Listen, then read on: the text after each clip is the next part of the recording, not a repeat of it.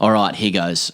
This man is well known to audiences in both Australia and across the cricketing world. Now, people might point to the signature glasses, but really, he's a spinner under 30 playing pretty regular international cricket, has a 5 for at test level to go with a bowling average under 30, a test 90 to his name, 290 first-class wickets at 25, and the man unfortunately caught up in a scandal as Steve Smith clearly impersonated Chris Rogers at Old Trafford, and everybody believes that. I'm talking about Jack Leach. Jack, it's great to have you on The Great Cricketer. Hi guys, it's great to be on. Very privileged. It's an honour. Said so convincingly as well. We'll start from the beginning, Jack. You're from Taunton, taken to the ground, only a few days old. Tell us a little bit about your club cricket beginnings. It was Taunton Dean, I believe, and your relationship to club cricket now. So played for Taunton Dean since I was a boy, and grew up in Somerset watching Somerset as a lad, and kind of big Somerset supporter, and kind of always wanted to maybe play out on the county ground one day. I think my first time playing out there would have been in a school county final, and also played there in quite a few club finals as well. So it was just great to be out there on in the middle playing, and kind of made me want more, I guess. And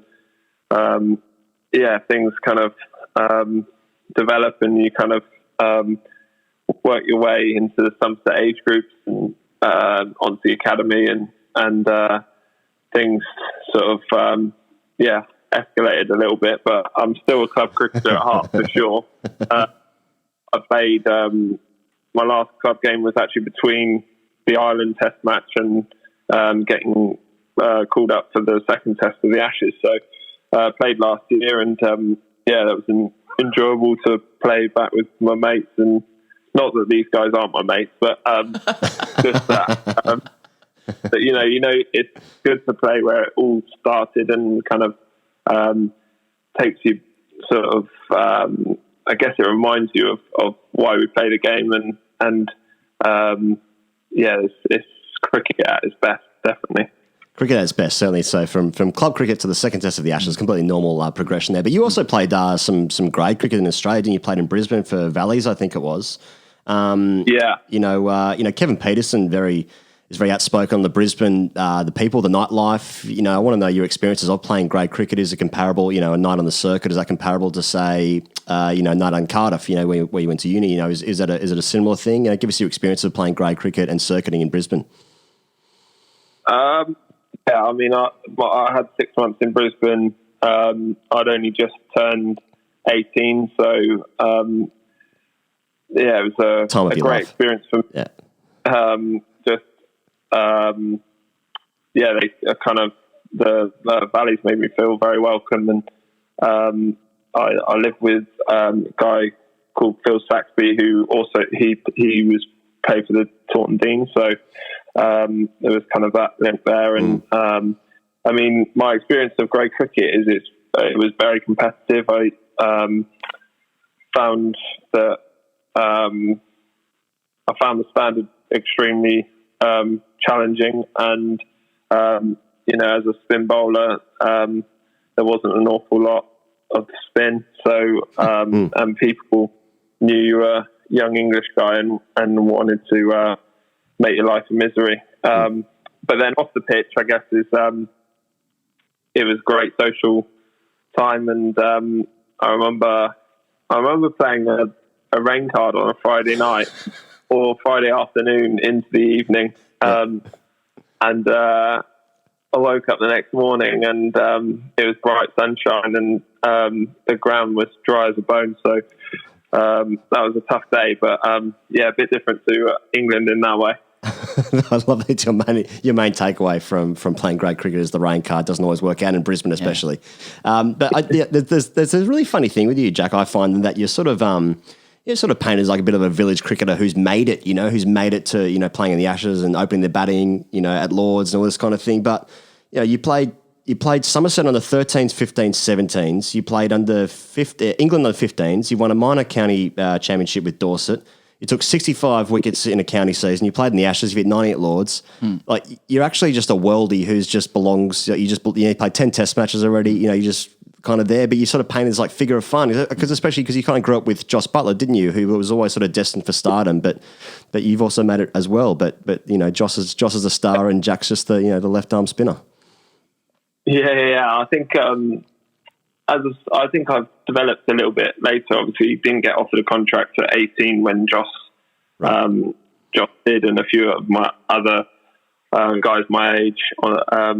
They went straight to a professional contract, whereas I kind of had to go down the route of going to university. And my aim was still to play lots of cricket at university and come back to Somerset in the summer and try and sort of keep my foot in the door that way, and obviously get a degree alongside it. So I think, if I didn't get that opportunity, then I wouldn't have made it as a professional cricketer. So lucky to have had that opportunity. And I think also I just would say I have had like good wickets to bowl on at Taunton, which has allowed me to bowl lots of overs, which not a lot of English spinners get. That's been really helpful for my development. But I think a lot of it is just the way I look is obviously glasses, bald head. And actually a lot of village cricketers can relate to that. And maybe, I think obviously underneath that, I take my cricket very seriously. But obviously, I think I do play my best cricket with a smile on my face, and also kind of like I try and remind myself of how I enjoyed it as a youngster, and try to play with that attitude on the field. Is I want to win and do well, but actually it is a game, and it's a game to be enjoyed, and respect it for what it is. Jack, I just want to, we are Australians and we're just obsessed with rigs here. So I just want to dig into this looks thing a little bit because I'm not sure it gets, I'm not sure that there's an accurate portrayal of you and the rig, and I just want to know what you think about this. So, we did a bit of research for this conversation, approached a few former teammates of yours for comment. One simply wrote back bald at 21 as an Australian person, anonymous from Somerset, who was captain in 2016. But which is relevant because he could have been writing about me as well, to be fair, because I was bald at 21 too. So respect, brother. But I'm just noting all of this talk about being a cult hero, free glasses for life. Cricinfo describes you as unathletic, and mate, I'm trawling through your Instagram. There's plenty of good rig shots there as far as I'm concerned. I see one from earlier this year. You sat down, propped up, your left arm's propped up, has a pretty good pump on the long head of the tricep. I just want to volunteer that I think your rig is a bit better than it gets credit for, and wondered whether you'd care to comment on that. Thoughts?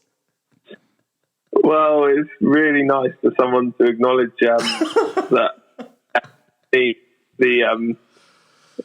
underneath the shirt and obviously the glasses and the bald head, there's actually a decent rig there. So I do take pride in that, and I feel like I went to uni at 18. I worked out with a lot of rugby players, and they all did bench. It's a lot of benching, a lot of before nights out and stuff, and that's where it all started really. Also Darren Burnett at Somerset S&C coach, he got me in the gym early and got me lifting a lot of weight. So I do I think I think actually I don't move athletically, and it's something that I am working on. But I've still got a six pack, so I'm happy with that. Well, because and rightfully so, because we had Monty on the show a couple of weeks ago, and we were just going through his home workout routine. I'm not sure if you've seen that, Jack, but he's been doing sort of leg press on the couch, and your methodology of actually benching with rugby players is much more efficient in rig work. But I digress. I want to ask you just staying with the rig chat. Obviously, Rakeem Cornwell playing in this Test match. Just absolute wonderment on the eyes. I want to know, you're looking forward to a pint with the big man after the game? I just need to know more about him being tapped up by the, San Francisco 49ers, being tapped up in the NFL. Are you looking forward to a beer with Rakeem?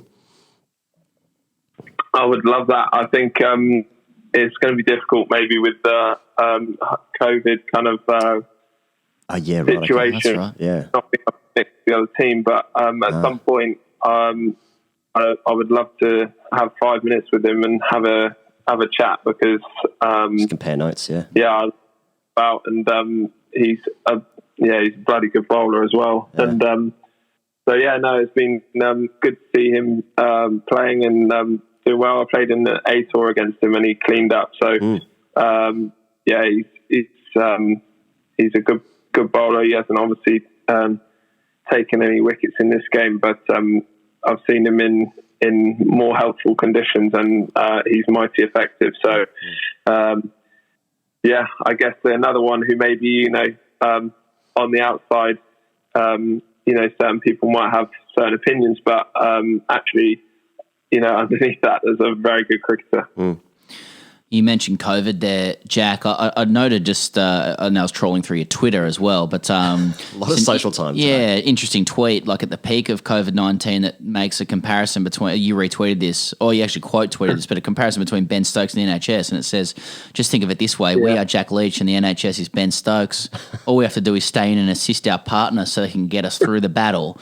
Don't be taking any risky singles though. Line might not be able to catch, but you could catch corona. Hashtag stay safe. And I'm just thinking, like, for the Aussies who look at that, in this analogy, like, given his tactics and field placements, like, is it safe to assume Tim Payne is Boris Johnson in this analogy and Justin Langer perhaps Xi Jinping? Oh, that's great. We can go further with that. There's so much we can do with it. I think that's where cricket's so great, is that you can make these analogies to real life, and I think we're always learning from cricket about life, and I think we're always it's the other way around as well. So I'm all for those kind of analogies, and I know you boys are definitely. So just keep them coming. Okay, so Leach says Langer is Xi Jinping. Okay, that's Fox Sports. All right. That's clickbait tomorrow morning. Sorry, mate. Okay, confirmed. Yeah.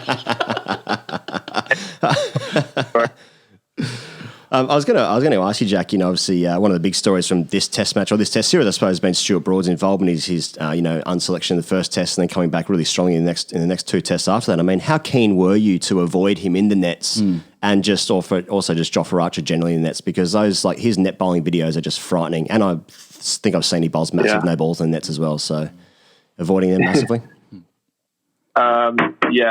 Definitely. I'm lucky because, as a spinner, there's only me and Betty here. So, we have to bowl the first two rotations, I reckon. And that's when all the batters are batting and most of the seamers are bowling. So, I usually get a bit of dog stick at the end, and that is perfect for me. I have no interest in facing the net. So I find nets even worse, just claustrophobic and